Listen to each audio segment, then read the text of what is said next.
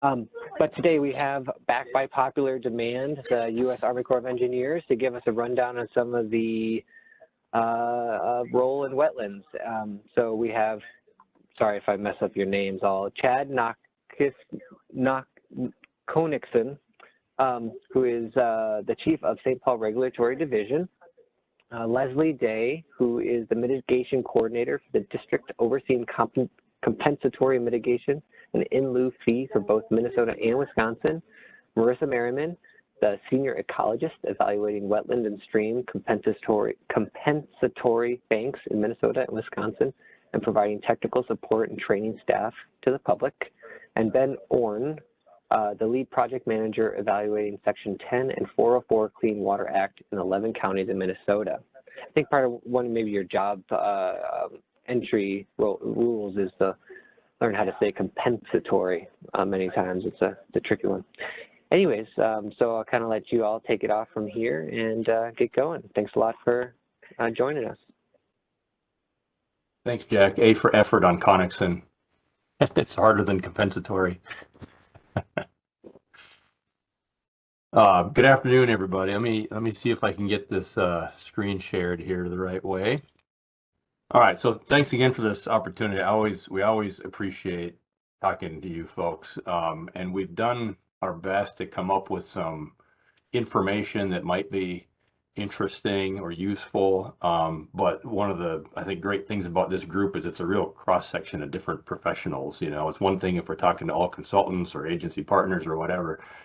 So admittedly, we're guessing a little bit as to what y'all want to hear.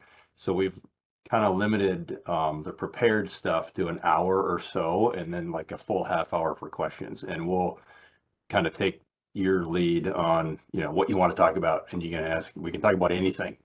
So if we miss the mark on kind of what we're focusing on, we'll go whatever direction y'all want. So I guess it never hurts to just remind everybody what our program's even here for. And while this sounds like a really bureaucratic mission statement or whatever, it is actually pretty carefully crafted. I mean, this is why we're here, to protect the nation's aquatic resources and navigation while allowing reasonable development through fair and balanced decisions. So that is the heart of our regulatory program in the Corps. We're objective. We're not pro or con, you know, not for or against anything, proponents or opponents of anything. We're not here to preserve every aquatic resource at all costs. We're not anti-development. We're not pro-development.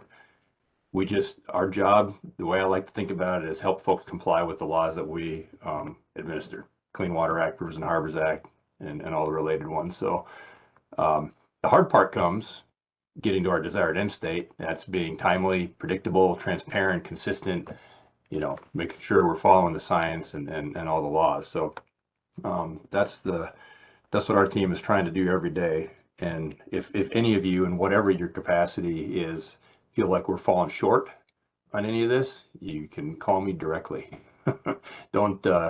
My biggest frustration is people suffering in silent desperation or not getting important feedback that we need and how we can be doing a better job. So, all right, so this is kind of just the four topics that we're going to talk about today. Marissa is going to talk a little bit about aquatic resources, delineation, you know, not just wetlands, but all aquatic resources that we regulate. And she's going to focus a lot, you know, on the technical stuff. I'm going to chip in a little bit and talk about some of the how and why and where delineations fall into our program needs and that sort of thing, and the services that we try to provide folks. Marissa's going to give some tips and advice. Then I'll talk a little bit about jurisdiction. I know you just had Brian Yeagle talk recently about jurisdiction, so this isn't going to be training anybody what a water of the U.S. is, since you probably all know anyway. This is going to be more about, you know, kind of practical stuff, practical application, really about approved jurisdictional determinations, what they mean, when they're needed, when they're not. Mostly they're not. So I'll touch on that a little bit. Then Ben's going to talk about permitting with a focus really on our nationwide and regional general permits and some updates there, some important updates. And he'll touch on, kind of 401 water quality search stuff and PCN requirement sort of things, and also have some tips. Streamlining and process kind of tips will be a kind of a theme for the day.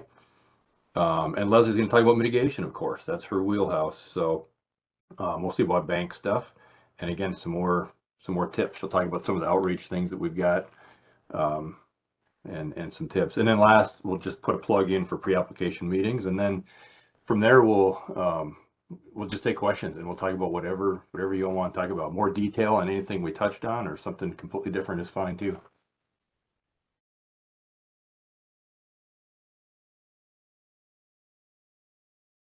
So before I hand it over to Marissa, I was just going to provide a quick reminder that a few years ago we went paperless, and we have a centralized way to send us what we call RFAs, or requests for action. That could be a permit application, a request for an AJD, approved jurisdictional determination, request for mitigation bank approval, whatever. They're all requests for us to act on something, so we call them requests for action. And I should have asked, Jack, I don't even know exactly the scope of your membership, if this is mostly Minnesota and Wisconsin, but anyway, go ahead. It is mostly Minnesota, but I do know that we have some Michiganders, some people in Wisconsin, and I even think some North Dakota and Iowa, people who kind of keep track of things. Usually it's from consulting companies that also work in Minnesota, though, and that's why they keep up with it. Got it.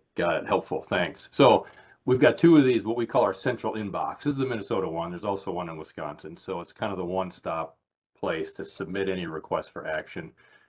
We do have some challenges sometimes when people try to use this for other things. It's not a way to correspond with us about a project. So when we get a request for action via this centralized way of receiving them, the first thing that happens is it gets assigned to a project manager, and this acknowledgement card, like the one you see on the screen here, gets sent out to the applicant, copied to Bowser rep, and in Minnesota, the Bowser rep and the LGU. So everybody knows who the project manager is, what their contact information is, that sort of thing. It gets a file number. So within like a day or two of getting any request for action, these things go out. So everybody knows who's working on stuff. But once the project manager is assigned, then all kind of communication should not be through the central inbox. Otherwise it gets really overwhelmed and we miss important applications. So then we just expect folks to contact the project manager directly. Okay. And I hope this doesn't seem rude. Instead of stopping for questions along the way, we thought we'd kind of at least try to get through some of the prepared stuff and then just kind of open it up. So if something one of us says prompts a question, jot it down so you don't forget, and we'll come back to it. All right, Marissa, it's all yours. Hey guys, and Chad, you can go ahead and advance to the next slide after this. Thank you. Okay, so I'm here to talk to you guys a little bit about delineations, submitting delineations to the Corps. So I just wanted to put in a plug that, you guys, I'm sure you guys already all know this, but, delineators should be following the Corps of Engineers 87 manual and regional supplements for conducting delineations. And just, a reminder that there is a lot of flexibility built into the methodology for the 87 manual, that the delineator, there is specific guidance in the methods section of the 87 manual that, will give you general suggestions on what level of effort is required for your particular situation, so just a reminder that there are those different levels of effort. There are cases when a level 1, desktop only delineation might be appropriate. And then there's going to be those times when more rigorous field work is going to be required. And then I just wanted to let you guys know that I'm here as a resource. If you have any questions about the 87 manual or the regional supplements, the National Wetland Plant List, or the Corps' antecedent precipitation tool, you can email me anytime. I'm happy to talk to you about, I love talking about all of those topics. So please email me. I'd love to speak to you. All right, I think we can move on, Chad.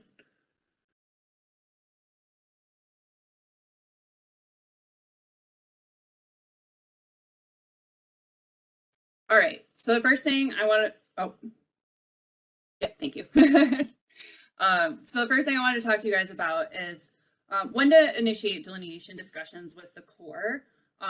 You know, I know that you folks, especially working with the state, delineate wetlands for all sorts of purposes, right? And those are not always necessarily associated with Department of the Army actions. You know, they're not necessarily the purpose for the delineation isn't always associated with our regulatory program, right? Sometimes there's sometimes the delineation just needs to be done just for a parcel split. And so we just wanted to talk briefly about the cases in which you should be initiating that delineation discussion with us, and when to submit those delineation reports. So definitely cases when you should be submitting the delineation report is when there's a Department of the Army permit that's likely to be needed. You know, and I think something that we would like to discuss with you all is not, you know, there's been not a change, I would say, but a you know, we just wanted to put something out there that folks don't necessarily need to submit standalone wetland delineations to the Corps. That it's never been required, and that it's going to be a more efficient review process for everyone if those delineation reports are submitted with another action. So like I just talked about with the Department of the Army permit application, during a pre-application meeting, especially if you have a large complex project or site, then definitely a pre-application meeting is definitely a good idea. We will need to review the delineation report when an approved jurisdictional determination is requested. But again, with those, a pre-application meeting might not be a bad idea, so that we can help, you know, like Chad will talk about in a little bit, decide, you know, which aquatic resources might be most beneficial for you to request an AJD, and will actually, you know, reduce, expedite, or eliminate permitting, as Chad will talk about in a bit here. And then mitigation bank actions too. We will be reviewing the delineation reports with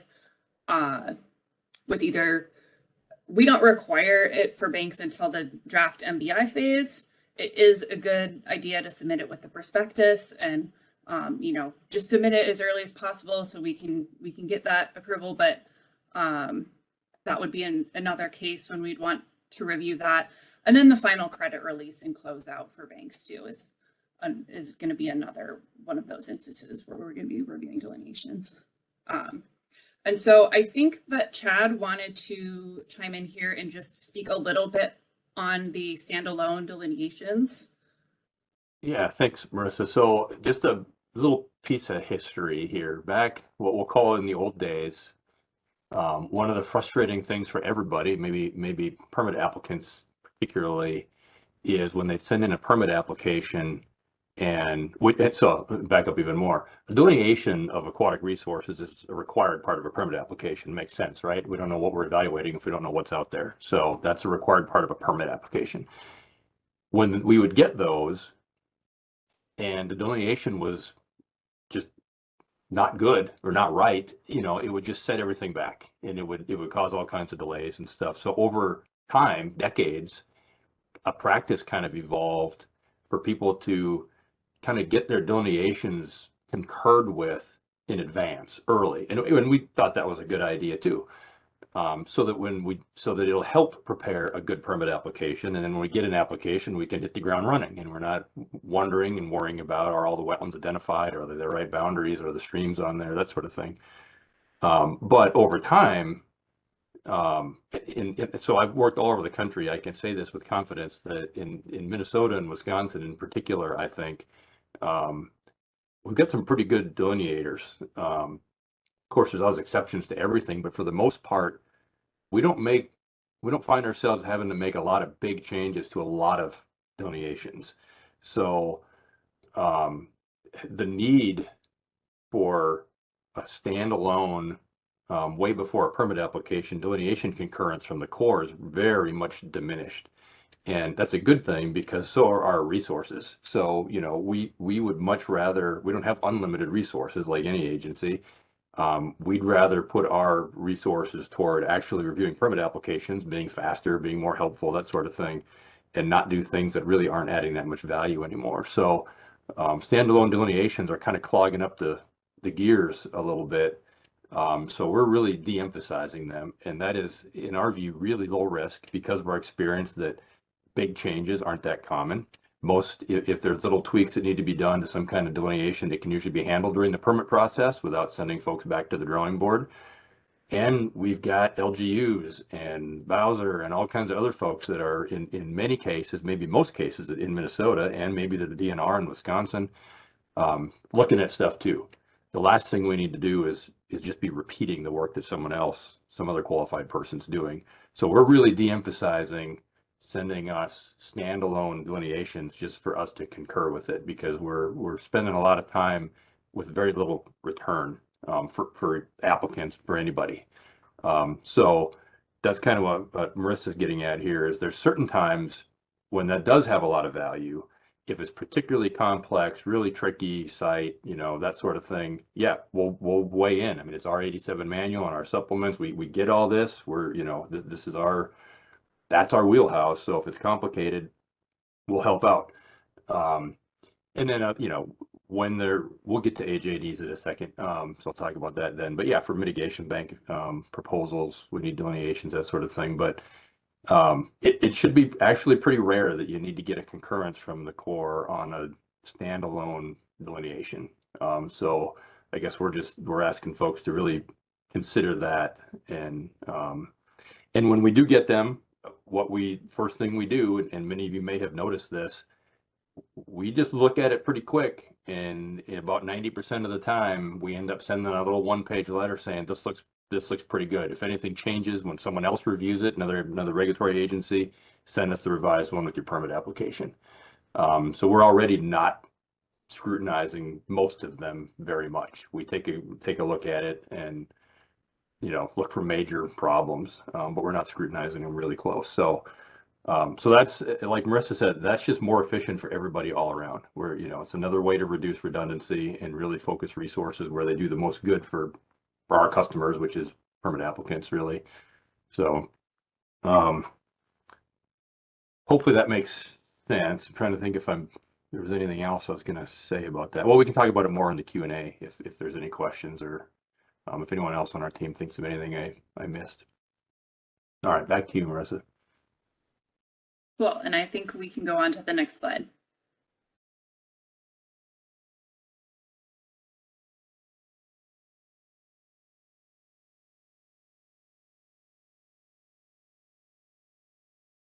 All right, so the rest of my talk here, I just wanted to talk to you guys about some tips and tricks for things that will streamline the review process, you know, what you can do with your delineations and your delineation reports and the information that you include.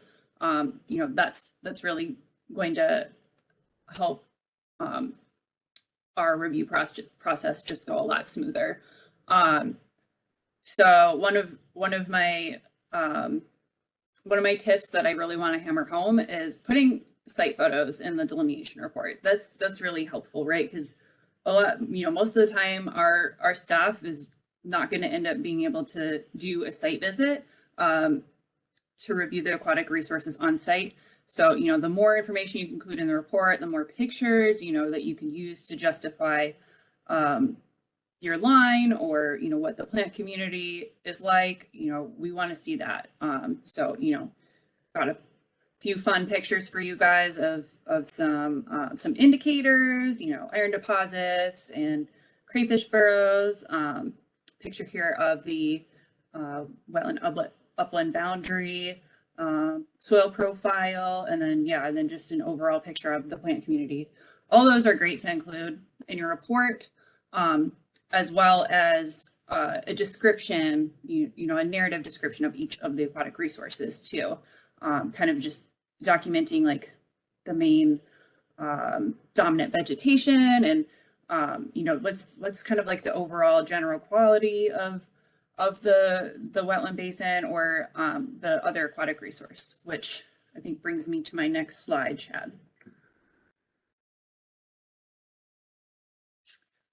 So my next tip here is to make sure you're identifying all potential waters of the U.S. within the review area. So just a reminder, you know, that potential waters of the U.S. do include streams and rivers, lakes, wetlands, and ditches. You know, so anything that might be a water of the U.S., make sure that you have it identified with a unique identifier in your delineation report, and make sure it's identified on your delineation figure when you submit that to the Corps. I just like to remind that a lot, since I know that's not a requirement of the state necessarily, and it is something that we frequently see folks forgetting and has you know, caused some delays in the past with us being able to approve delineations or get that permit out the door. So delineations should address all the waters within the review area. And so that brings me to another point of make sure your review area is clearly identified, which, you know, seems obvious, but you'd be surprised how many times I've opened a delineation report and looked at the figures and I don't know what the limits are. So we need to know what, you know, draw a box around it, make sure it's clear that you identified resources within that box, and we're not looking at anything outside of that box. For water bodies, you need to make sure that you're, you know, delineating the ordinary high water mark according to Regal 0505, and making sure that you're also identifying the linear feet and acres of a stream, river, like any linear water body within that review area. That's something that's going to be important, especially if stream impacts are proposed later on, like for a permit application. Let's see, let's go to the next slide, Chad. Okay, just a quick word about site visits. You know, I don't want to make it seem like you'll never see the Corps out on a site visit. You know, we are here to help, like Chad said. You know, if you think you need Corps assistance in reviewing a delineation, especially on site, you know, please just reach out as early as possible. We can assist as time allows, and you know, we're going to prioritize based on complexity and, you know, kind of the need for, you know, whether it might be necessary to gather information for a JD or a permit review. So yeah, don't hesitate to reach out if you'd like Corps assistance on site visits. Okay, next slide. All right, and like I was talking about before, water bodies have to identify the ordinary watermark according to Regal 0505 and the indicators that are listed in that. So that's, I say Regal, it's regulatory guidance letter. Sorry for the acronyms. So if you aren't familiar with Regal 0505 or you don't know where to find it, please send me an email after this. I'm happy to send you a link. So that's going to be that line on the shore established by the fluctuations of water and indicated by physical characteristics. So this lists a few of the characteristics. The Regal will go into a little bit more detail. You know, clear line pressed on the bank, changes in soil, destruction of terrestrial veg, litter and debris, etc. Those can all be characteristics of the ordinary high water mark. And then I have a reminder here to include the linear feet and acreage for water bodies. And then to help you guys out with evaluating streams that might be within the review area, this is an optional tool that we have developed for our district. So this is our stream features worksheet. So you can actually document your ordinary high water mark criteria on this worksheet. You can also, you know, document some other things that we would want to see in the narrative of the report, like flow regime, which can be important for jurisdiction in some cases. And then a lot, you know, We also recommend this specifically if you think there might be stream impacts in the future, because this can really help communicate to the project manager, you know, what's kind of the general quality of the resource, and kind of help them make the first steps in decisions about whether or not we need to require the stream quantification tool, or whether we need to start having that discussion about stream mitigation if there's a permit application. So there is, if you do want a copy of this, please send me an email and I'll send it to you. There's also an instructions worksheet that goes along with it. And it does also request that you take photos of the feature as well and attach those with the worksheet. So photos, like, can't speak enough about photos. They're, you know, they speak 1,000 words. So that's my soapbox. Okay, and then I also just wanted to send out this announcement that our headquarters and engineering research, ERDIC, part of a sector of the Corps of Engineers, has come out with the latest automated wetland determination data sheets, and they're available at this link on the headquarters website.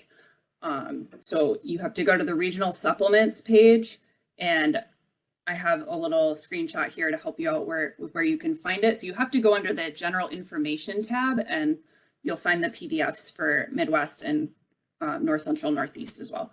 I said PDF. So the automated version is actually the Excel version. The PDF is just meant for manual entry. But if you're not familiar with these, it's pretty slick. So, you know, I would highly recommend using this, because I think it makes doing delineations a lot more efficient, and kind of reduces the human error aspect a little bit, because it's going to have it's going to do the calculations for hydrophytic vegetation for you. After you fill out your soil profile, it will automatically check what soil indicators are applicable. You know, it'll automatically check high water table and saturation after you plug in that information. So it's just great. And there also is a user guide available at this website link as well. And I think that was it for my slides. Yep. Back to you, Chad. Okay. This will be pretty quick. Keep losing focus here, so I can't switch slides. There we go. Okay, so we're not going to spend any time on this. Two main laws that we implement are the Section 404 of the Clean Water Act, which regulates specific things in a lot of waters of the U.S., which is a lot of things, including wetlands and streams and oceans and lakes and everything else. But it's only the discharge of dredged or fill material. Of course, the Rivers and Harbors Act is kind of the opposite. It regulates all work and structures, which is a very broad category of activities, but in a more narrow set of waters, which are only those waters that are considered navigable waters. So, of course, the oceans are big, but, you know, navigable waters are usually the bigger rivers and lakes and that sort of thing. So, Marissa kind of touched on this already. This is, I think, to me, one of the most important reasons I look for opportunities like this to talk to groups like you guys is there's still a fair amount of misunderstanding about what jurisdictional determinations are, when they're needed, are they required, that sort of thing. So I always take the opportunity to remind folks that you don't need an approved jurisdictional determination for any reason whatsoever. You certainly don't need one for a permit. They quite candidly in our regulations are a service we provide as resources allow. So when we've got things that we should be spending more time on, like permit evaluations, our focus on this sort of thing diminishes. So I think we've developed a pretty decent policy here in the St. Paul district, which I meant to mention, if any of you don't know, is all of Minnesota and Wisconsin. We follow state boundaries here in St. Paul district for regulatory, Minnesota and Wisconsin. So our approach is what it says on the screen here. When we get a permit application, you don't have to, nobody even has to ask for an AJD, an approved jurisdictional determination. So an AJD is just us saying these are or are not waters of the United States. We either regulate them or we don't. That's all a JD is. So an AJD is just saying what we regulate and what we don't. I mean, honestly, nobody ever has to ask for one, because when we get a permit application, we're going to specifically look for things that aren't waters of the United States. And we're going to recommend that we do an AJD for those waters to just get them out of the way. We don't want to talk about delineations. We don't want to talk about avoidance and minimization or compensation or any of the things that we would otherwise talk about if we don't even regulate it. So when we see things that aren't waters of the US, we're going to recommend that we do an AJD to get them out of the equation. What we're not going to typically spend time on is, well, I'll just be candid, waste time on investigating and documenting things that are waters of the US, and we all know it. It just takes time away from actually evaluating permits. So I'll acknowledge that relies on trust. The applicants have to trust that we're not out there trying to grab things that aren't jurisdictional and try to require permits for things that we don't want to. We have no desire whatsoever to have any more work than we already do. So it's in our best interest, along with every applicant's best interest, that we just look for things that aren't waters, do an AJD, get them out of the way, focus on the permit application for those things that are waters of the US. So if it expedites, reduces, or eliminates a core permit process, we're going to do an AJD. So often what this results in is IPs become individual permits, become general permits, because there's less waters, regulated waters being impacted, or maybe a GP that has a pre-construction notice requirement, and now the impacts have gone down, so it doesn't require pre-construction notice. And a lot of times it means no permits required at all. So those are the ways that an AJD will expedite, reduce, or eliminate a core permit process. And those are the things those are the things we're going to focus on. There's still, like I said, misunderstanding. Some people think you need an AJD to get a permit. You should get one with, when it comes to delineation concurrences and jurisdictional determinations, people think they need them when they don't. So really what we need is a permit application with a good delineation that follows all the tips and requirements that Marissa was talking about. It's pretty rare that we get one that's really crummy and is going to send everybody back a couple steps. So I imagine there might be questions about this later on, but we'll move ahead for now and give it over to Ben. All right. Thanks, Chad. Hi, everyone. My name is Ben Orne, and I'll be providing a permitting discussion, and my main focus is going to be on our general permit program and updates related to the development of nationwide permits and regional general permits. And then I also wanted to touch on PCN requirements and Section 401 water quality certifications.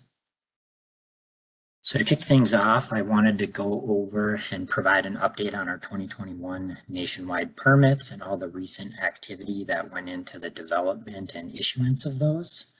So nationwides, just for general background, are a type of general permit that authorize categories of activities with minimal individual and cumulative adverse impacts across the nation.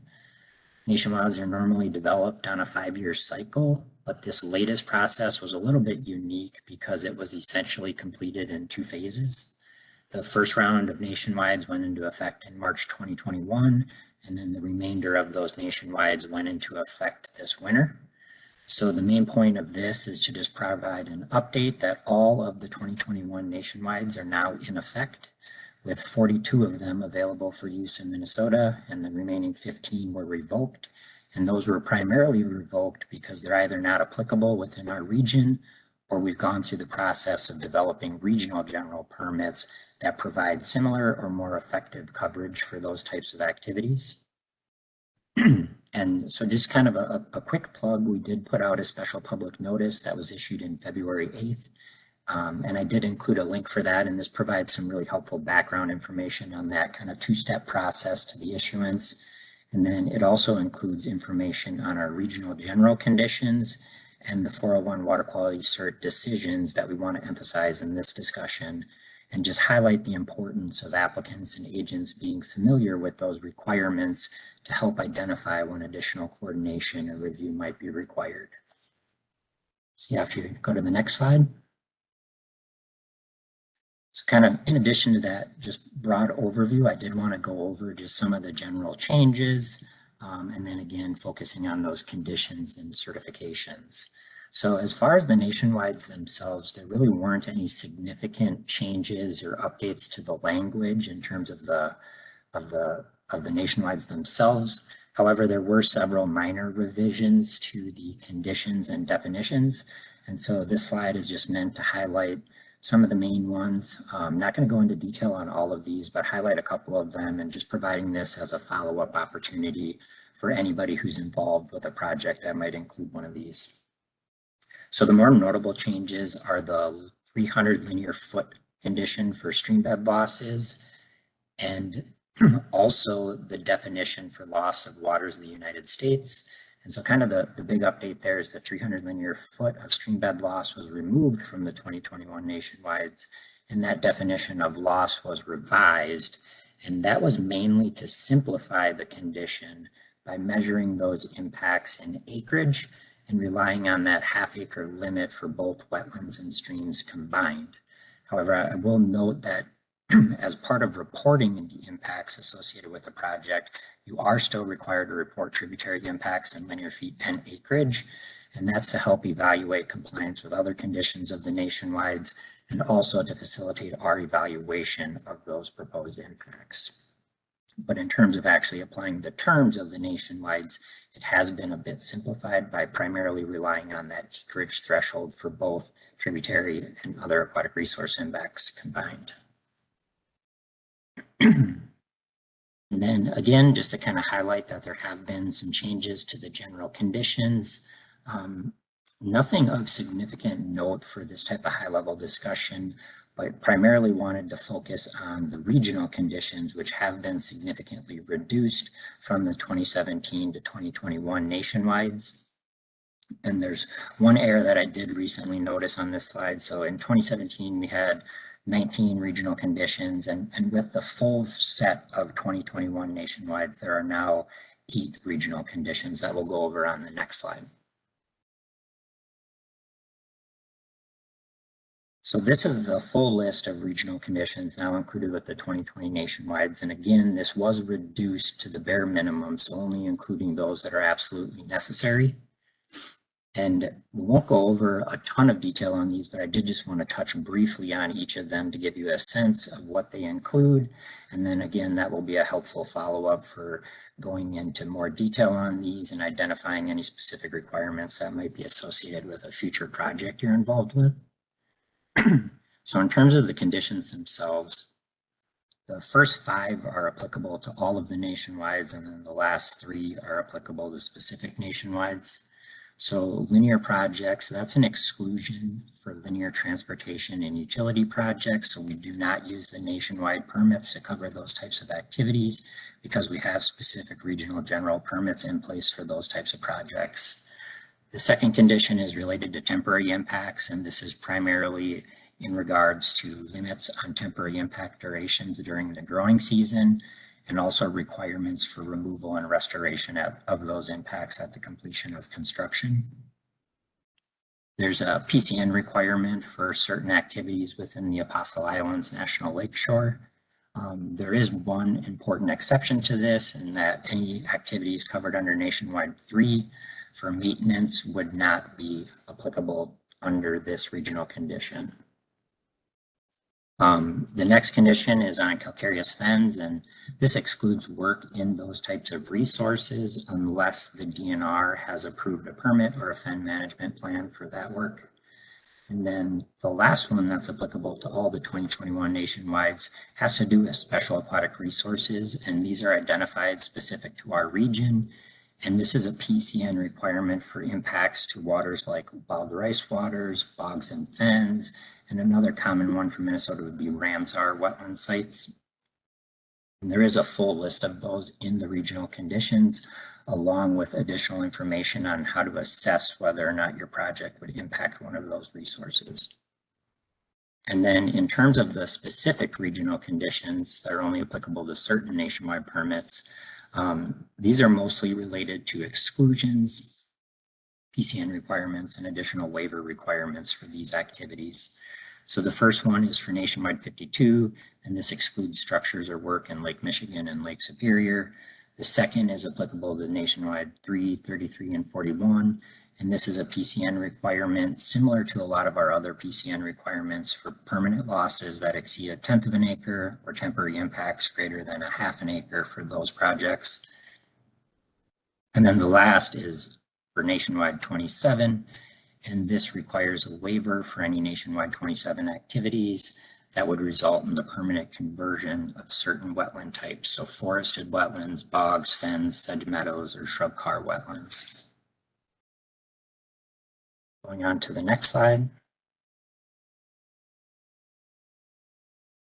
And sort of the final update that I wanted to emphasize is on the updated Section 401 water quality certifications for the nationwide permits. And again, the importance is to be familiar with this information so you can determine if your project is covered by a blanket certification that has already been issued by a certifying authority, or more importantly, if your project would require an individual certification, because identifying that need early in the process will have a big benefit on the review moving forward. And so this slide doesn't go into any detail on the specifics for these 401 decisions, and is just meant to provide kind of the big picture awareness that applicants and agents need to be familiar with this information. Because when you think about it at a higher level, we have 42 nationwides that are in place in Minnesota and Wisconsin, and we have certifying authorities, so including the MPCA, the Wisconsin DNR, multiple tribes, and the EPA that have 401 authority. So when you spread that many nationwides across that many certifying authorities, it can become a pretty complex landscape to navigate. And so we've tried to put out information to make it as helpful as possible for applicants and agents to review this early in the process and help identify as soon as possible whether an individual certification is required. And the importance there would be to identify that and contact the agencies, so both the permitting agency, the Corps of Engineers, and the applicable certifying authority to discuss the requirements and the process for obtaining that individual certification or waiver. And so, again, to help provide as much information on this, we did issue 2 public notices. So again, that February 8th public notice that kind of provided the final roll-up of nationwide permits that were available for use, and then also a modified second public notice that included a modified water quality decision from the EPA. And so that February 8th public notice provided the bulk of information related to 401 water quality decisions. And that's what this table on this slide is kind of depicting. We went through and listed by each nationwide permit and by each certifying authority what the status of that decision was. So either to issue the certification or deny the certification. And that's kind of your indicator to look for more information. If you're in one of those categories where it was a partial denial or a full denial, you'll want to follow up on those specific activities to determine if an individual certification is needed. And yeah, so next slide. So kind of in line with our general permit discussion, I just wanted to provide some more updates on our regional general permits. So similar to other GPs, regional general permits cover activities with minor environmental effects, and specifically those that don't have nationwide coverage, or in a lot of cases with the regional general permits that we've developed, where that nationwide coverage has been revoked because we've gone through the process of developing a regional general permit that provides more effective coverage for the resources and the activities that are more common in our region. Some good examples of that would be the transportation regional general permit and the utility general permit. So kind of as this is overviewing, we have 7 existing regional general permits that are currently available for use, but are set to expire in February of next year. So we're in the early stages of going through the development process to issue new regional general permits. Right now, our initial plan is to reissue all 7 of those existing, and we're also working on developing a new regional general permit that would potentially cover stream bank stabilization and habitat improvement projects.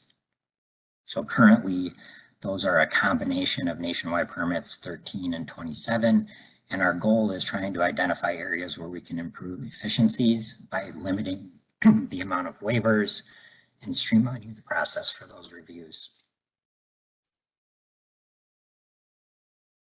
And so our draft proposals will be primarily based on that internal analysis and development, but ultimately the final versions will be guided by agency coordination and public comment. And that kind of leads to the next slide on regional general permits. And that's just how to stay involved with the process if you're interested in updates or providing comments. And so there's multiple avenues for you to do that. We will have an informational public notice coming out soon that will provide some more of that background information and some of those ways to stay involved. We're looking at setting up a central inbox and an email listserv for people to provide comments or receive more routine updates. And that information will be included in the informational public notice. And then we'll also have a second public notice that provides the draft proposals for public comment. And I included 2 links to our district website where you can obtain or view those public notices, and then you can also sign up so you receive automatic notifications when those are issued.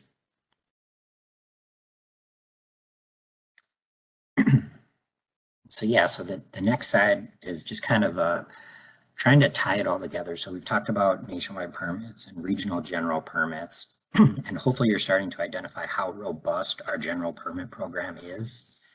Because at the end of the day, most projects that require a core permit can be covered under a general permit. And when we talk about it in numbers, that means on average up to 95% of the projects we review are covered by GPs, and that can be higher depending on those ebbs and flows of the larger impact projects that we review. And so just to continue our theme in trying to identify these tips and recommendations, it's important for applicants and agents to be familiar with these GPs because many of them require PCN and core verification prior to starting work. But there are also a lot of opportunities where you can self-certify or quickly confirm that a project is covered by a general permit with no additional coordination required. So that essentially eliminates the need to provide that pre-construction notification and receive that core verification prior to starting the work. And so like our 401 decisions, there is a level of complexity when you take that big picture look at all of our general permits and all of the PCN requirements that might be associated with them. But as you get into the details, you can start to identify some themes or some common threads to keep in mind as you're evaluating projects and trying to determine if a core submittal is required. And so this is just kind of a rough look at them, but just kind of outlining some of the ones to consider. So for instance, there are certain nationwide permits that routinely or always require PCN. So good examples would be nationwide 29 or 39 for residential and commercial developments. If a core permit is required for those types of projects, it would always require PCN under those nationwides. We've also reduced the number of our regional conditions to try to streamline evaluation of those PCN requirements. So again, just referring back to that previous list to determine if PCN would be required for one of those reasons. And in addition, just kind of thinking about our broader general permits and specifically our regional general permits, we have identified category-specific PCN requirements that are primarily related to impact type and quantity. So talking about permanent losses generally exceeding 1/10 of an acre, temporary impacts exceeding 1/2 an acre, and there's also additional limits related to the linear feet of stream impact that are authorized or that might require PCN or a waiver. And then finally, there are some additional PCN requirements that we had discussed as part of those regional conditions for the nationwides that are also incorporated into our regional general permits for consistency. And those are related to a project's location or potential impacts. So again, those are those special aquatic resources, bogs, fens, wild rice waters. But this also includes compliance with other federal laws. So as a federal permitting agency, we need to make sure we're complying with those other regulations for any activities that are authorized by core permits. So an example of a PCN requirement related to that would be if you had a project proposing to replace a historic bridge that required a core permit, generally that would also require PCN for that reason. So just additional things to be aware of. But kind of the bottom line here is if you are able to review those general permit terms and conditions in advance of submitting anything to the Corps, you do have that opportunity to identify that no pre-construction notification is required. And if you identify that in your submittal to another state or local agency, so we commonly get copied on a lot of these submittals to the local TEP for WACA approval or the DNR for public waters approval. And so if you indicate this in your application, we can quickly identify that. We might do a cursory look just to make sure nothing obvious was missed. But at that point, we wouldn't proceed with processing that any further unless one of those issues was identified. So it is a good way to take this into consideration early on, identify for yourselves whether or not additional review is needed by the Corps, and it streamlines our process by eliminating a lot of these minor activities from additional review. So next slide. And so to cap off kind of our permitting discussion and just providing some of these high level updates, I did want to cover Section 401 water quality certifications, because over the last couple of years, there has been a lot of traction specifically related to which rule is currently in effect. So going back and forth between the EPA's 1971 rule and the 2020 Clean Water Act Section 401 rule. And so the update here and kind of the bottom line is that the EPA's 2020 Clean Water Act Section 401 rule is back in effect. And I included a link to the EPA's website if you're interested in more information on how that process has unfolded. But more importantly, we just wanted to focus on how this brings both the Corps and certifying agencies back under that rule and following those process tasks. So the ones I've outlined here are specific to our involvement in the process, which is generally limited. And another important thing to outline is that we don't have a lot of oversight. So we just want to make sure that it's well understood what our involvement is. So again, you can identify those opportunities as an applicant or an agent to get more involved early on in the process to help streamline the review. So again, this just kind of provides a rough overview of how we're involved. In bold, I kind of have these basic bookends to the process. You know, all core Section 404 permits require a water quality certification or waiver. For our general permits, a lot of those have blanket certifications that have already been granted, but there are also a lot of activities that require that individual certification. And that's what's kind of outlined in between this process and ultimately kind of that endpoint where those water quality conditions are included as part of our authorization. So just the broad steps that we're involved with in terms of the actual 401 process is we're responsible for helping to identify when an individual 401 is needed. So again, you don't have to wait for us to do that if you take that opportunity to review those requirements early and help identify that need as soon as possible. But as soon as an individual 401 is needed, we do have involvement in other steps of the process, primarily related to establishing the reasonable period of time for processing the 401 request. And I included some general timeframes that are typically used. So generally looking at 65 to 75 days for general permits, but up to 120 days for individual permits. And those time periods can be set longer or extended on a case-by-case basis. And then kind of the last step that we're involved with is as soon as we obtain that individual 401 decision, if it's any form of a grant, so grant certification without conditions or with conditions, we are required to coordinate that with the EPA under what's referred to as their 401A2 process for neighboring jurisdiction review. And that has to be completed prior to issuing the Corps authorization. And we'll go into a little more detail on that on the next slide just to give you a sense of what that time frame might look like. Yeah, and so this is kind of the last slide. And again, just trying to look for some areas where everybody can work together to help improve the process. And so again, kind of upfront, if you identify that an individual 401 is needed, contact the agencies as soon as you can.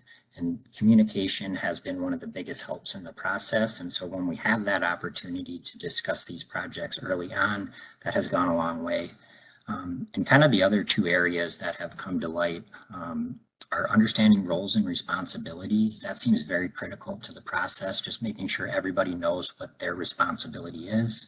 So for applicants, that's requesting and obtaining the water quality certification or waiver. So again, we help identify when that's needed, but it's the applicant's responsibility to obtain it. The Corps also has that limited role, but we are involved with reasonable period of time and coordinating the final 401 decision. And then just highlighting some of the certifying authorities' responsibilities. So they're primarily involved with managing the process between the certifying authority and the project sponsor. So again, that includes outlining the steps for requesting and obtaining that certification, and then ultimately making the 401 decision. And then kind of the final area that we wanted to highlight in terms of how can you help improve the process is just understanding and planning for the timeframes associated with the individual 401 review. So back under the 2020 EPA rule, there is a requirement for pre-filing meeting requests, and those have to be submitted 30 days prior to the actual certification request. There is some flexibility depending on the certifying authority, but it's important to understand that step as early on as possible so you can plan for that in advance. And kind of a big help is if you can pair a pre-filing meeting, especially for a larger project, with a pre-application meeting for the Corps. That has been a huge benefit to the process because it gets all of those agencies together and discussing the project and the potential requirements at the same time. Again, the reasonable period of time, generally 60 to 120 days after that complete request is submitted. And then the 401A2 determination by the EPA. So the EPA has generally 30 days to determine if the certified activity may affect a neighboring state or a neighboring jurisdiction. And if they make that determination, the neighboring jurisdiction would have an additional 60 days to review that activity and make a final determination on whether or not it will affect the quality of the waters within their jurisdiction. And so that's another important step to just realize that there are some extended timeframes that can be associated with that. And that's at the tail end of the process and needs to be completed prior to Corps authorization. And yeah, so that was a lot of information, and hopefully some of the high points came through, but definitely identify any questions you have and be happy to go into more detail if we have time. Before I kick it over to Leslie here in a second, just before this meeting, I actually checked, and we've been pretty consistently for the last couple of years at 97% of the permit applications we get end up being covered by general permits. So that I consider that a huge success. Only 3% require an individual permit. And the team has been focused for years now on the last few years in particular on streamlining activities and stuff. And I just looked this up too. 86% of those general permits are done in less than 60 days, which is, you know, if any of you remember 10 years ago or even 6 or 7 years ago with our lots of other challenges, resources and all that, that would have been ridiculous to think that the team could do that. So things have really changed a lot in the last few years. And then of course the individual permits, that 3% is really the big complex kind of tougher ones. But even of those, 75% of them are done in 120 days. So the team here really gets a lot of credit for identifying everything you're hearing today, all these tips and these little kind of best practices and things that can make things go better. And it's actually working. All right. Get to Leslie's slides here. Last set. Excellent. Yeah, perfect. Go ahead to that one. So just wanted to start off with some interesting stats. So a lot of these numbers up here may not surprise a lot of you, but in case you're newer, just wanted to provide some data on, this is, calendar year 2022. So just in the last 5 months, and then things that are currently ongoing. And I think that the thing that is probably of most interest is the stream item, that there's 10 banks currently under review at some level or another proposing stream credits. And so, you know, in Minnesota, especially, we're used to talking a lot about wetland impacts and wetland mitigation, but we at the core at least are requiring stream compensation more frequently. So when there is some loss of stream functions at the impact site, so there is a need for stream credits at banks, because right now there are no approved banks that involve stream credits. So if someone has to provide mitigation for a loss of stream, they have to do PRM. There is no currently other option. Obviously, there's a huge benefit to permittees and everyone else when there are banks on the ground available for use. So we just want to be on the lookout for good stream restoration sites. And you'll kind of see that theme throughout a couple of my slides, that we want to help guide and help you identify good stream restoration sites. Even though we have 10 pending, you look at the comparison with wetland banks and wetland credits, there's a huge disproportionality, I guess, and there's some big gaps in the watersheds across both our states. Right, next slide.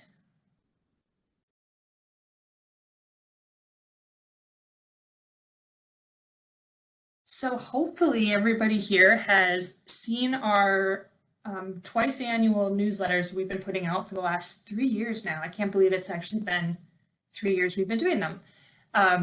So you should have seen our spring newsletter back in April. And if you have not, I've got my email at the bottom of the screen. Please shoot me an email if you would like to get added to the list. It's very high tech. It is a list that I keep and I send the newsletter out. So I just want to make sure it gets to everyone we can. We also post on our website. You can find all the previous ones. There's also a stream newsletter that we've done specific for streams. And same thing goes for our mitigation webinars. So since our 2019 listening sessions, which I think a lot of you actually came to, we've started putting on webinars periodically with the IRT members, to the extent we all can do things based on current workload.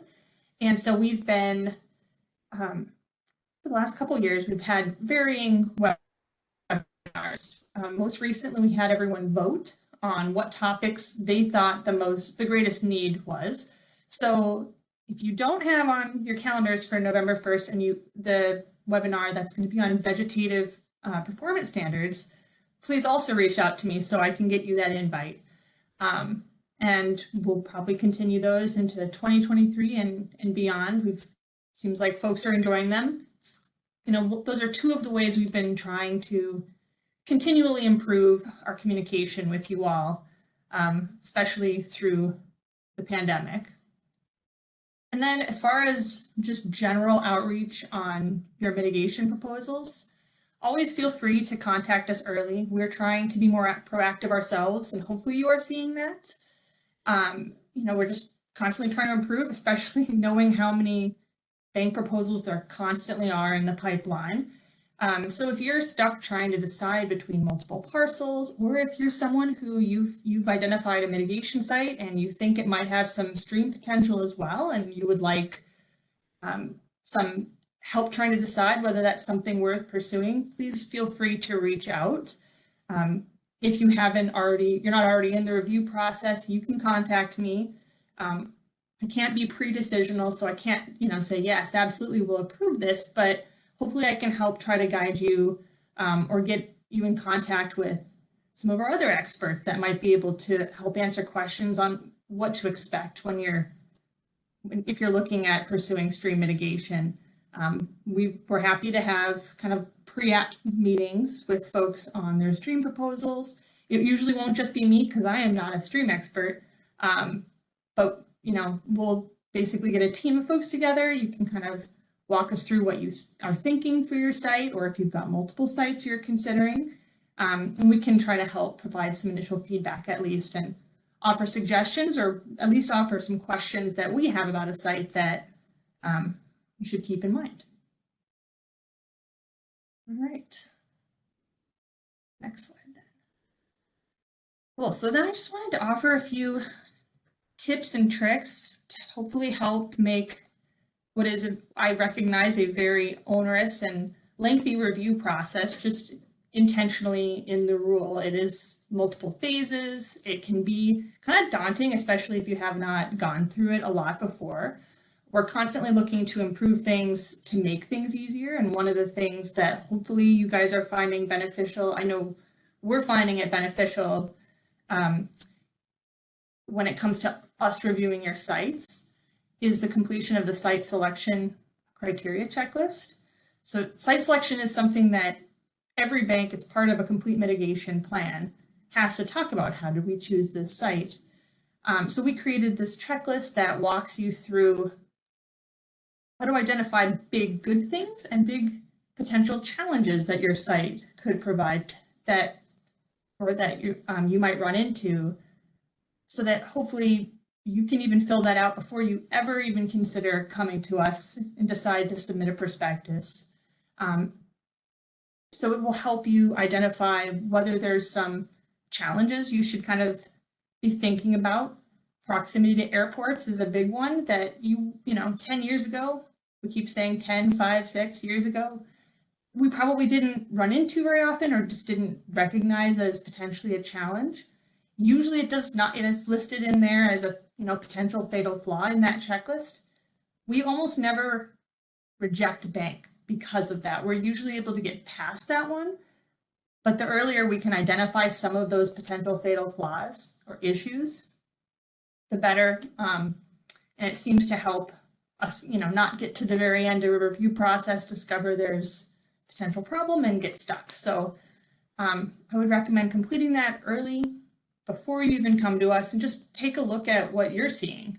That should help give you a sense of the benefits that your site provides and some things that might make things a little more challenging on individual sites at times. So, I know one of the great things we have in Minnesota is, a parallel agency review team, and we talk a lot. We kind of consider each other's comments. So the IRT and the TEP, they're, often going out on site visits together. There are some differences in just the things that we have to have. So everyone's pretty used to having to fill out the forms that are not required necessarily by us, but they're developed with the state, and hopefully they help make the reviews easier. You fill those out, that's considered your mitigation plan once you get to the draft instrument, but make sure that you're also including a copy of that MBI template whenever you submit that mitigation plan. That's actually a required component for us. We have to have a draft legal agreement proposed with any mitigation plan as well. So that's a good thing to keep in mind that will help prevent slip-ups and some delays at the very least. As much as we'll try to communicate with you, just make sure you're also trying to reach out to us. If you don't hear from folks, or if you have questions, or you want to discuss a project with the IRT before you submit something or while review is ongoing, we're very open to that. I think it's really good when we can get the various agencies all at the same table at the same time. So just try to make sure you're discussing your project with us as often as possible. We often think of that draft instrument phase as ending at the status update letter. And it really doesn't necessarily mean you go from draft mitigation bank instrument immediately to final. It can be more of an iterative process that, where the project will evolve based on the IRT comments that are received by the IRT agencies and the discussions that we have with you. So it's not necessarily like now you get your letter, now you submit the next document. It can be a little bit more of a discussion than that, and we want to encourage that. But once you feel confident that you've got, your project is ready to go, everything's been ironed out and it's ready for signature and counter signature, just make, some tips for that. Make sure you send that document to the IRT agencies and not just the Corps at the same time. That has It seems a little weird because most of the time we will also send things to the IRT, but they have to have certain amount of days to review things as well. So just to make sure that every IRT member always, is never surprised by something, because they do at the final instrument phase, they do have the opportunity to object and weigh in. So we just want to make sure everybody gets the same documents at the same time. That can help prevent some snags as well. And make sure you include a narrative on how you addressed the various IRT comments from the various phases. That can help our final instrument review go much faster, because we can just skim through, make sure everything's been addressed, and get ready to route on the instrument for signatures. So here are two, this is my last slide, and then I think we'll probably open it up for questions, but we just wanted to call out two particular topics where they're coming up a lot on individual bank and in lieu fee site reviews a lot. And that's okay, but just to kind of give folks a little bit more context, and there is more information actually in the spring 2022 newsletter. So if you haven't read it, it will give you a little bit even more detail than what I might, call out right now. Something that comes up a lot is bank sponsorship, which doesn't seem like it would necessarily, raise any questions, but, I think everyone's pretty used to the fact that we're only going to sign an MBI with a single entity. So there's one sponsor, but something that kind of comes up a lot is property interest that sponsor has. So to be the sponsor, you have to have some interest in the property. Doesn't necessarily mean you always have to outright own it. In different parts of the country, that's done in different ways, most commonly through some sort of an easement that is granted to the sponsor. And that can happen here too. Most of our sponsors actually are the landowner. That's most common in Minnesota, but there are definitely times where sponsors decide to, maybe there's multiple landowners that want to do a single bank together, just makes the most sense, put the parcels together. They might form an LLC. There's other reasons to do it as well, but if it's not just straight up the landowner and there's going to be an LLC involved, there's a few pieces of information we'll need. Make sure that the LLC is, authorized by the state, is approved. So most of them are items that you will need to bring. So the articles of organization, it's called I think it's called the articles of incorporation if you're an incorporated company, but it's a very similar document. So that just tells us a little bit more about like what the LLC is, how it's set up. And then the documentation, usually it's going to be in those articles as well, but it's nice if you can point it out to us. Documentation in there that says, okay, who can sign our legal agreement that we are going to have with the sponsor for the LLC. So who can commit the LLC to some of the things that are in our instrument. And this is the last one is the thing that sometimes it can be a little confusing because we have a state agency who's willing to hold the conservation easements for every single bank, or at least wetland bank, which is a really convenient thing for all of us. If you've ever talked with anyone from different states who doesn't have that. But that doesn't necessarily convey property rights to the LLC. So if the landowner is one entity and the LLC doesn't necessarily hold an interest through that individual might have to grant an easement or some other interest to the LLC. We have some examples of how that's been done. So if you aren't sure how that would look, feel free to reach out and I can help you find some good examples of how that could be put together. So the other topic that's coming up a lot is actually long-term management, which can sometimes include a funding mechanism. So it's not anything new. Long-term management has always been a component of every mitigation bank instrument, but admittedly, there's always been some, I think, just understanding that, we get through the monitoring period, we sell all the credits, and then there's a lot less to do. And we kind of expect that we get to walk away now. It's not really the case. We've signed an MBI that has a long-term management component, those sites are supposed to be there permanently the same way the impact is. So there sometimes are requirements or things that we need to be prepared to do on site, even beyond the monitoring period. So the long-term management plan is just the aspect of the mitigation plan in that MBI that talks about, okay, well, what kind of things do we expect might come up? Maybe that's invasive species control is probably a pretty common one. If there's structures on site, what kind of maintenance might we need to do to keep those operating properly? And those are the kinds of things that you'd want to talk about in your long-term management plan. It's going to be pretty site specific what goes in there. But they all have to include that plan. Where it comes up periodically is sometimes we will require a long-term management fund mechanism be set up. We're not doing that on every single site. We have determined that, the rule basically tells us we should be if there is some active management component required to maintain the site. So that's kind of the threshold where we're requiring some sort of outside funding mechanism. So like a financial assurance, but to kind of fund long-term activities.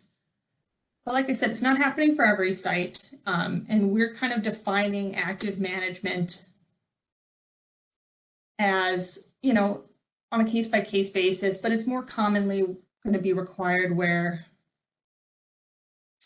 if you have an enhancement only site, so all your lift is is vegetation based, we might require a long-term management fund for that. If there's some sort of, we know we're in a fire dependent site, and in order to maintain the lift we've gained on site, we have to burn every 8 to 10 years. That would be considered active management. And those kinds of activities are likely going to require a fund get set up. And we can help you walk through that. We did, for those of you who may work in Wisconsin also, you might have come to our webinar on long-term management and funding. We have the slides, happy to walk anybody through it if you ever have any questions. But, just to keep in mind that you might start seeing those comments, if you aren't already, on individual sites, or at least be getting questions very commonly from IRT members about, well, what kind of activities are we expecting to have to do long term? So let's just, to get it in that frame of mind that you're going to be seeing those questions. And if you get stuck and you're not really sure how to, what to add, we can definitely help with that as well. I think that is my last slide, Chad. It is. Thanks, Leslie. Okay. Through this into the last minute, you heard this word mentioned several times. Pre-application meeting. A pre-application meeting is the answer to so many different questions. So there'll be more. We're working on some actual guidance to help folks out, like when is a pre-app meeting really useful, and it's often. But what kind of information to have at the ready for a pre-app meeting? You send it to us ahead of time so we can come to the meeting prepared. That sort of thing. But they're probably the most valuable part of any permit application process, because so we talked about delineations and JDs and permit types and PCNs and mitigation. There's a lot of questions about all that. There's a lot of uncertainty that we identified just in the last hour, and a lot of that can be addressed for a specific project in a pre-app meeting. So do you need a standalone delineation? What might some problem areas be? Do you need to send us anything at all? Or does it look pretty straightforward? Do we see any potentially non-jurisdictional waters we're going to want to do an AJD? What kind of permit might this be? May it be self-certifying? You don't even need to send us anything. Is this going to be one where you're going to need a full-blown offsite alternatives analysis? All that kind of stuff. We can talk about mitigation. We can talk about streams, since we're, there's a little bit more of a renewed focus on those. And then, of course, we can talk about the potential for, tribal issues or endangered species or cultural resource stuff, federal project impacts under 408. And we can talk about schedule. We can talk about applicant schedule. We can talk about the things that will affect our schedule, like the things on that previous line.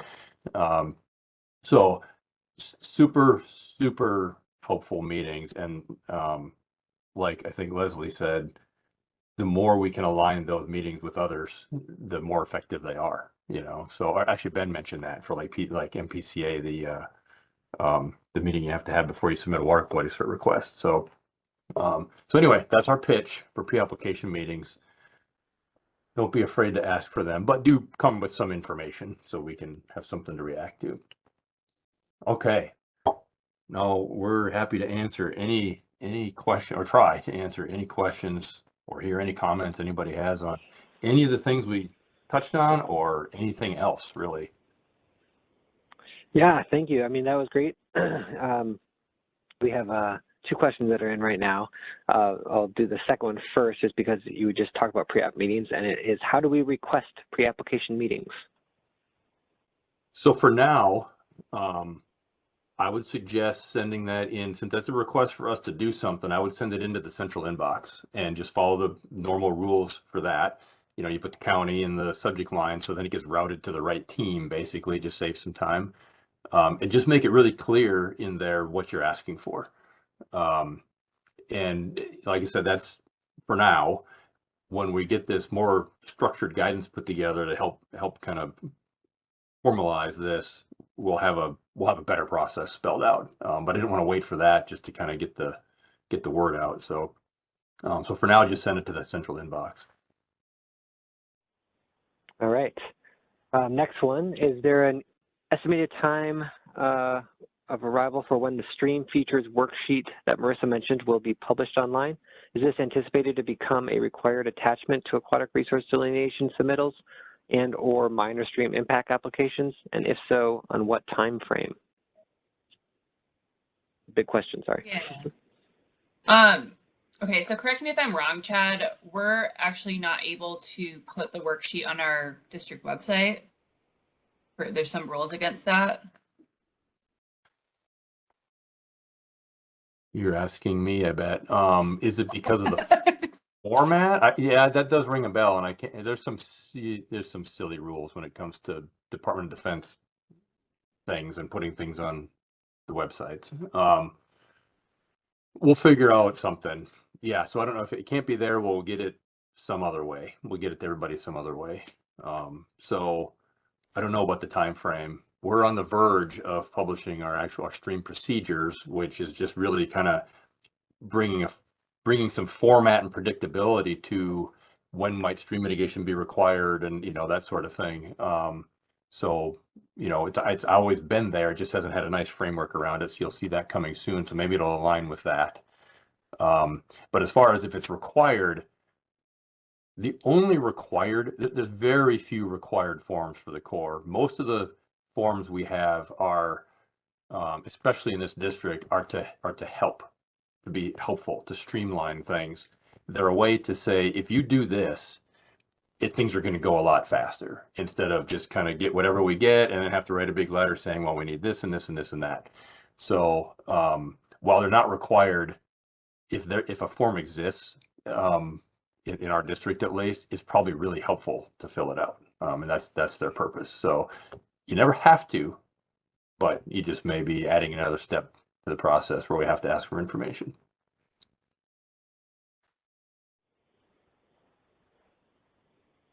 All right.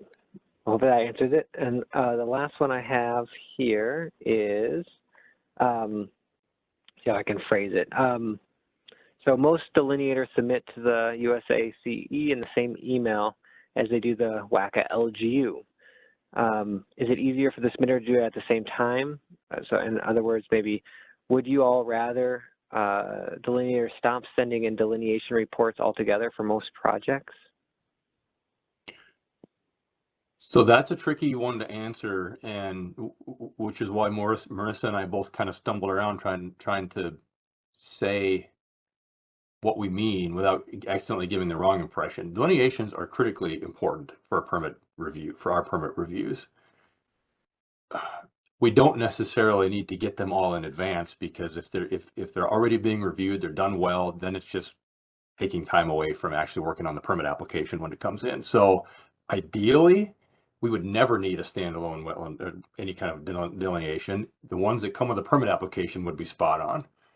That's the objective, is to not ever have to send one in advance, because it's done right. It's done well. I think the vast majority of times that is the case. So if it's particularly complex or there's some question, well, one, I would just call one of our specialists, Marissa or somebody. But you're welcome to send one in if you think there's a reason. What we're trying to change a little bit is to have people just kind of automatically send them to us, because we're really not adding value and it isn't worth the time that we would invest in it. So I hope that helps answer the question. Ideally, we wouldn't need any in advance. So, but if it's particularly complex or something, or there's something strange about it, yeah, get a hold of us. And again, when there's a question, there's nothing better than a pre-app meeting to talk about it. That's where we can give you some feedback on the delineation, jurisdiction, and all those other things. If I could just add to that, Chad, too. Yep. Yeah, so, I think we frequently get notices of application forwarded to us automatically by the LGU for delineations. And so, it'd be in those cases too, it'd be great if we don't necessarily want those delineation NOAs automatically forwarded to us. It would be preferential if, those could be sent to us via the applicant or agent, so that we know that that applicant or agent specifically wants us to review that project. As an LGU that has been forwarding you those emails, I will take that comment to heart. And there's some judgment. I mean, there's no one size fits all completely. There is some judgment, but what we're trying to get away from is just kind of the default of sending everything, even when it doesn't need to be. And things that fall into that category are standalone delineations, JD requests, and no PCN activities. Activities covered by general permit that don't require pre-construction notice. We get a couple thousand of those a year that just clog things up, so we extend a lot of trust to our permit applicants, agents, consultants, to have good judgment and know when they should send something in advance, because there's a reason to. What we're trying to get away from is just the kind of send everything just in case, because all it does is slow us down on the things that we are really trying to do and have to do for everybody. Hopefully that makes sense. You're just understanding kind of what the objective we're getting at. We don't want to spend a lot of time on just in case things. So makes sense to me. If it doesn't, I think we'll just have you back and give another webinar. There you go. So that's all the questions that we have in. Really appreciate you all coming out and talking with us, and it's nice to have more of a face to name relationship, especially for my side of things. So appreciate it. Thanks for the invitation, and yeah, it was great seeing a lot of familiar names in the participant list today.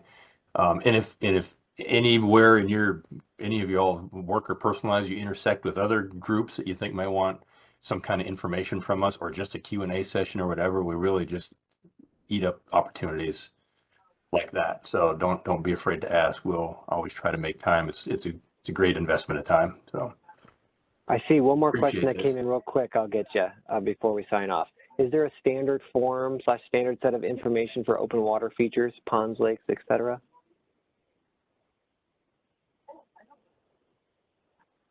Generally, not in our district, no. But that is definitely something that we could consider.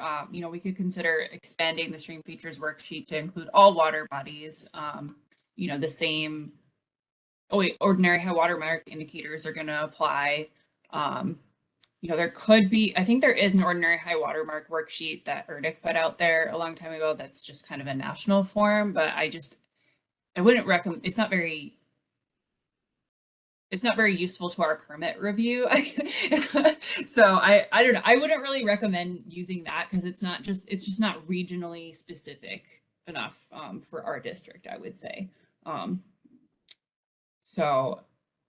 But yeah, that's a great question and something that we should definitely think about for the future. Cool. Thank you. Well, we'll leave it at that one, and Have a great Wednesday. Thanks. Thank you, everybody. See ya. Thank you.